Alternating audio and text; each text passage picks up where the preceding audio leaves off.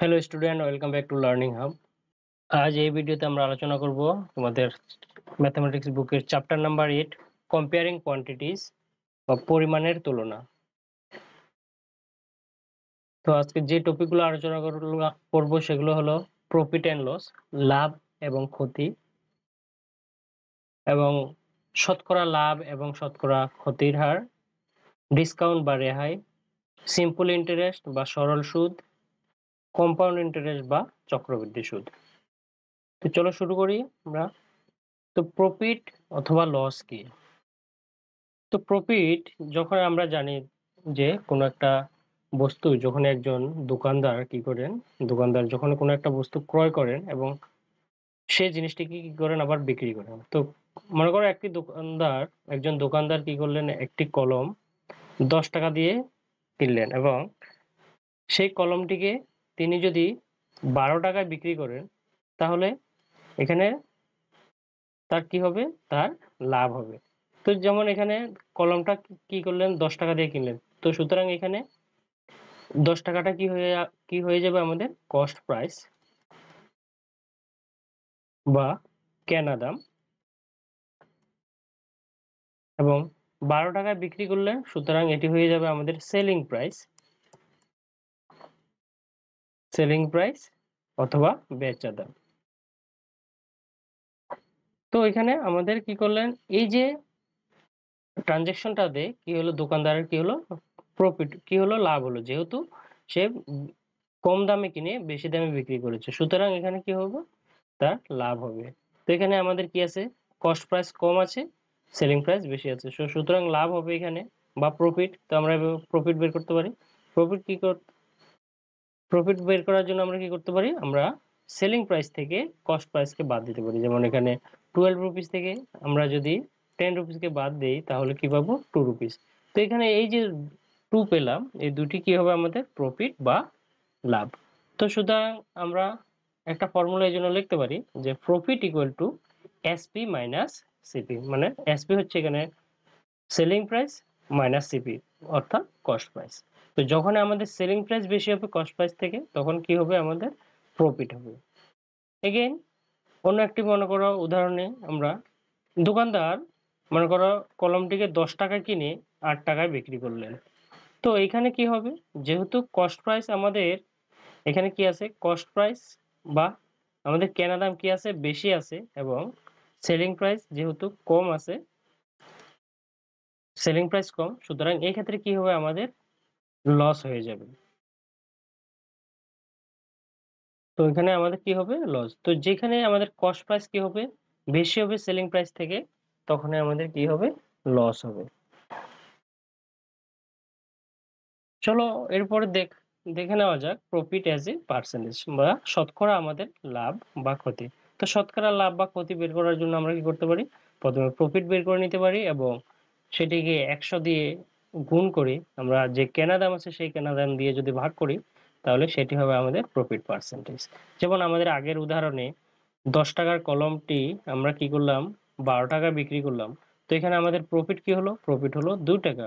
তো আমরা যদি এখন প্রফিট পার্সেন্টেজ, যে শতকরা কত শতাংশ তিনি লাভ করলেন, সেটা বের করার জন্য আমরা কি করতে পারি, এই ফর্মুলাটাকে ইউজ করতে পারি, ব্যবহার করতে পারি। যেমন আমরা প্রফিট পার্সেন্টেজ বের করার জন্য বা শতকরা লাভ বের করার জন্য আমরা কি করতে পারি, প্রফিটের সঙ্গে আমরা যদি 100 এবং নিচে কেনা দাম দিয়ে যদি আমরা কি করি, ভাগ করি, তাহলে আমাদের প্রফিট পার্সেন্টেজ বেরিয়ে যাবে। তো প্রফিট আমাদের এখানে যেহেতু 2 টাকা এবং কস্ট প্রাইস আমাদের কেনা দাম হচ্ছে 10 টাকা, সুতরাং আমরা যদি ভাগ করে নিই তাহলে আমরা পাই যে 20%। তো আমাদের এখানে প্রফিট কি হলো, 20%। এরপরে কি আছে, এরপরে লস এজ এ পার্সেন্টেজ বা শতকরা, আমাদের কি শতকরা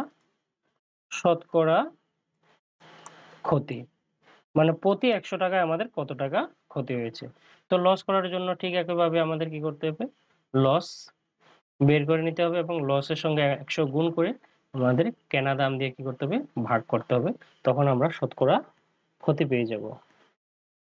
এরপর ডিসকাউন্ট কি, যখন কোনো একটা বস্তু আমরা কি করি, দোকানে কিনতে যাই, তোমরা যেমন দেখো বিভিন্ন সময়ে বিভিন্ন দোকানগুলোতে কি থাকে, ডিসকাউন্টে জিনিস বস্তু কি করা হয়, সেল করা হয়। তখন ডিসকাউন্ট আমরা কিভাবে বের করতে পারি? আমাদের যেমন জিনিসের গায়ে যে দামটি লেখা থাকে সেটিকে বলা হয় মার্ক প্রাইস। যেমন আমরা একটা সাবান বা যে কোনো প্রোডাক্ট, যেমন একটা শার্ট, একটা ট্রাউজার বা অথবা কোনো খাবারের বস্তু, বিস্কিট, তেল, সব জিনিসে কি থাকে আমাদের এভাবে একটা মূল্য লেখা থাকে, যেটাকে বলা হয় কি এমআরপি, বা এখানে কি বলবো আমরা মার্ক প্রাইস বলবো। সেই মার্ক প্রাইস থেকে দোকানদার আমাদেরকে যে দামে বিক্রি করবেন আমাদের কাছ থেকে, সেই দামটিকে যদি আমরা মাইনাস করি তাহলে আমরা ডিসকাউন্ট পেতে পারি। মনে করো একটি শার্টের মূল্য 500 টাকা লেখা আছে, এমআরপি এমআরপি 500 টাকা লেখা আছে, সেটি দোকানদার আমাদেরকে কি করলেন 400 টাকায় আমাদের কাছে বিক্রি করলেন। তো সুতরাং এই ক্ষেত্রে কি হলো, তিনি আমাদেরকে কি দিলেন, ডিসকাউন্ট কত দিলেন? তো আমাদের ডিসকাউন্ট দিলেন এখানে 100 টাকা, যেহেতু 500 টাকা থেকে 100 টাকা বাদ দিলে আমরা পাই 100 টাকা। সুতরাং এখানে 100টি কি হবে, 100 হয়ে যাবে আমাদের ডিসকাউন্ট। এরপরে দেখো অ্যাকচুয়াল কস্ট প্রাইস।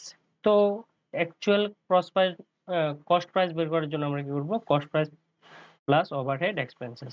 এর অর্থ কি, কোনো একটি বস্তু আমরা যখনই কিনে আনি, তখন কিনে আনার সময় একজন দোকানদার হিসেবে যখনই কিনে আনতে যান, তখন তিনি বস্তুটিকে কেনার সঙ্গে সঙ্গে সেটিকে বহন করে নিয়ে আসার জন্য যেমন কেরিং চার্জ দিতে হয়, লেবার কস্ট দিতে হয়।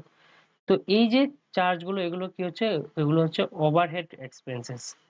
কেনা দামের সঙ্গে সঙ্গে গাড়ি ভাড়া অথবা এই যে বিভিন্ন ধরনের লেবারের মাধ্যমে জিনিসটাকে আনা নেওয়া করার জন্য যে খরচ হয় আলাদাভাবে, সেটাকে বলা হয় কি ওভারহেড এক্সপেন্সেস। সেই ওভারহেড এক্সপেন্সকে যখন কস্ট প্রাইসের সঙ্গে আমরা যুক্ত করব, তখনই আমরা বস্তুটির অ্যাকচুয়াল মূল্য আমরা পেতে পারি।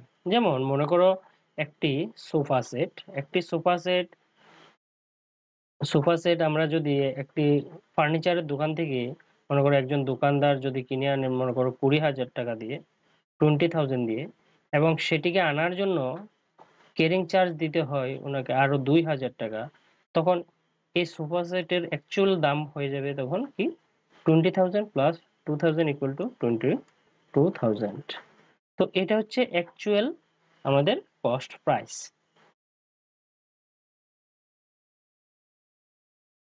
চলো এখন আমরা সমাধান করে নিই তোমাদের এক্সারসাইজ 8.1 এর প্রথম কোয়েশ্চেন।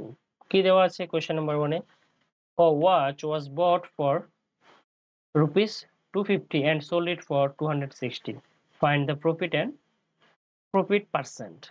তো কি আছে, একটি ঘড়ি 250 টাকায় কিনে 260 টাকায় বিক্রি করা হলো, কত লাভ হলো এবং শতকরা কত লাভ হলো। তো আমাদের কি করতে হবে, ঘড়িটিকে 250 টাকায় কিনে 260 টাকা বিক্রি করা হয়েছে, তাহলে আমাদের কি করতে হবে এই ক্ষেত্রে, কত টাকা লাভ হলো এবং শতকরা কত টাকা লাভ হলে বের করতে হবে। তো চলো সমাধান করি। তো সলিউশন,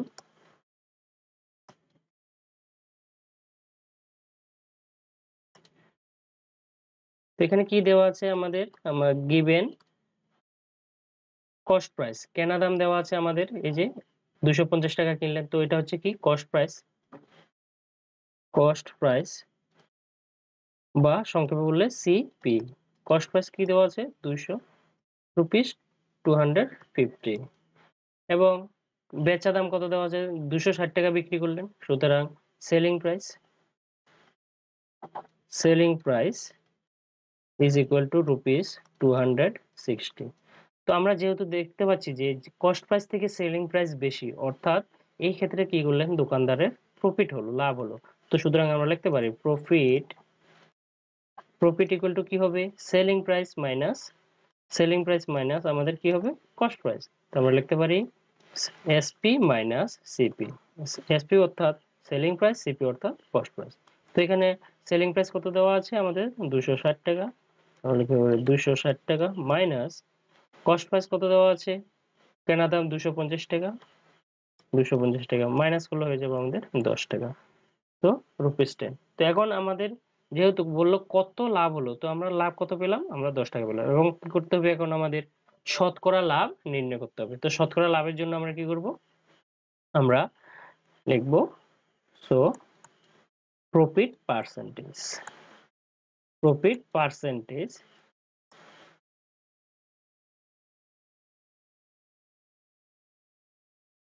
Profit percentage অথবা শতকরা কি শতকরা লাভ। তো আমরা কি ব্যবহার করব, একটা ফর্মুলা ব্যবহার করে থাকি, সেটা হচ্ছে কি প্রফিট বা লাভ into 100 divided by cost price বা কেনা দাম, কস্ট প্রাইস।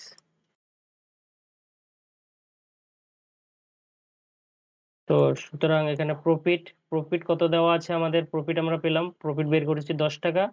তো আমরা লিখব 10 ইনটু এবং 100 ডিভাইডেড বাই কস্ট প্রাইস আমাদের কেনা দাম কত, 250 টাকা, 250 টাকা। তো এখন আমরা যদি সলভ করে রাখি, ঠিক আছে, 0 দিয়ে 0 কাটলাম, 5 দিয়ে যদি কাটে 2 টাইমস এবং এখানে 5 টাইমস, 5 দিয়ে যদি 10 কে কাটে 2 টাইমস। তো উপরে কি আছে আমাদের 4। তো 4 আমরা পেলাম এখানে 4। তো সুতরাং আমাদের কি হলো, আমরা কি পেলাম, সো আনসার হয়ে গেল আমাদের, আমরা প্রফিট, প্রশ্ন মতে প্রফিট কি পেলাম, প্রফিট হলো 10 টাকা। সুতরাং আমরা লিখতে পারি profit equal to 10 and profit percentage